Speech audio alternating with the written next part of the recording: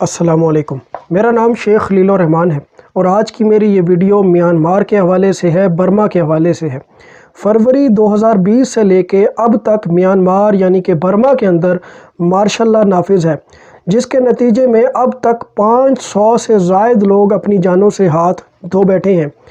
Myanmar की history भी यही बताती है कि म्यांमार में कई बार मार्शल लॉ लग चुके हैं और कई बार जो म्यांमार है, बर्मा है, उसने मिलिट्री का रूल देखा है। अब रिसेंटली ऑंग सान सू की एक डेमोक्रेटिक लीडर के तौर पे उभरी थी और जो कि मिलिट्री को कबूल नहीं हुई, तो मिलिट्री ने दोबारा से मार्शल लॉ म्यांमार में नाफिज किया है। लेकिन मेरी आज की इस वीडियो बनाने का मकसद म्यांमार के अंदर लगे मार्शल लॉ को डिस्कस करना नहीं है।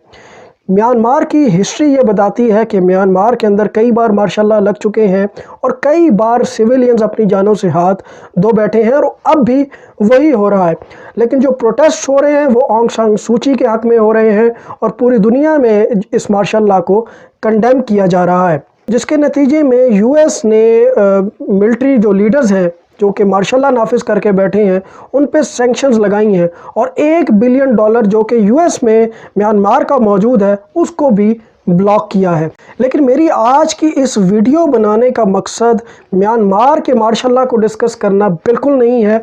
मैं आज की इस वीडियो में आपको बताना चाहता हूं कि रोहिंग्या के अंदर रहने वाले जो मुसलमान हैं, मैं उनको डिस्कस करना चाहता हूं। एक बहुत ही अहम सवाल जो कि हर मुसलमान के जहन में आना चाहिए वो ये कि क्या इस मार्शल लॉ से रोहिंग्या में रहने वाले मुसलमानों को कोई फ़ायदा होगा या ऑंग सान सू की गवर्नमेंट से वहाँ के रहने वाले मुसलमानों को कोई फ़ायदा होगा। तो इसका सीधा सा जवाब ये है कि चाहे मिलिट्री रूल हो, चाहे ऑंग सान सू की हुकूमत हो, कोई भी मुसलमानों के हक़ में आवाज़ नहीं उठाएंगे। एक तरफ ऑंग सान सू को नोबल पीस प्राइज़ दिया जाता है और दूसरी तरफ उन मुसलमानों के ख़िलाफ़ अब तक वैसे के वैसा ही जुल्म हो रहा है जैसे कि पहले होता था और मुसलमान मजबूर हैं वहाँ से उठ के बांग्लादेश जाने पे, जिसका बॉर्डर म्यांमार के साथ लगता है। अब तक कई लाख मुसलमान जो हैं वो म्यांमार छोड़ के, रोहिंग्या छोड़ के बांग्लादेश जा रहे हैं और अब तक उन पे जुल्म ख़त्म नहीं किया जा सका। अगर मिलिट्री से पूछा जाए कि आप वहाँ पे क्यों लड़ रहे हैं, तो मिलिट्री कहती है कि हम वहाँ पे मिलिटेंट्स के ख़िलाफ़ लड़ रहे हैं, जबकि वहाँ पे कोई मिलिटेंट्स नहीं है। वो एक निहत्ते मुसलमानों के ख़िलाफ़ अब तक लड़ रहे हैं और निहत्ते मुसलमानों के ख़िलाफ़ जुल्म ढा रहे हैं। दूसरी तरफ ऑंग सान सू भी जेनोसाइड की मजम्मत करते हुए नज़र नहीं आती। हत्ता कि किसी भी सूरत में, चाहे वो मिलिट्री है, चाहे वो ऑंग सान सू है, दोनों ही मुसलमानों के हक़ में खड़े होते नज़र नहीं आते। और ये वो मुसलमान हैं जिसको ना बांग्लादेश अपनी सिटीज़नशिप देने को तैयार है, ना म्यांमार अपनी सिटीज़नशिप देने को तैयार है। जबकि अगर हम वहाँ के लोगों की बात सुने, लोगों का मौक़िफ़ सुने, तो लोग ये कहते हैं कि हमारे आबाओ अजदाद इसी खित्ते के रहने वाले हैं, यानी कि म्यांमार के रहने वाले हैं, तो हमें इसी इलाके की सिटीज़नशिप दी जानी चाहिए। जबकि उन मुसलमानों को कोई सुनने वाला नहीं है। वो मजबूर हैं बांग्लादेश शिफ्ट होने पे। उनके हालात बड़े ही बुरे हैं।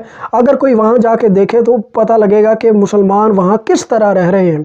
दूसरी तरफ अगर म्यांमार का स्टेटस देखें कि म्यांमार इन मुसलमानों को क्या समझता है, तो वो ये कहते हैं कि ये मुसलमान इल्लीगल इमिग्रेंट्स हैं, यानी कि इल्लीगली बांग्लादेश से म्यांमार आए हैं। दूसरी तरफ लोग वही कहते हैं जो मैं पहले आपको बता चुका हूँ।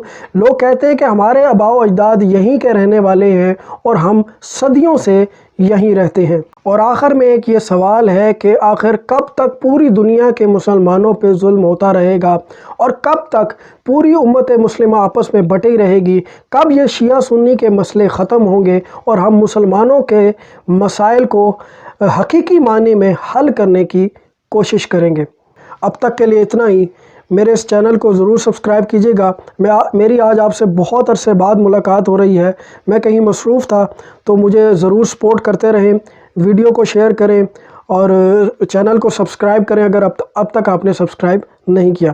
Thank you so much.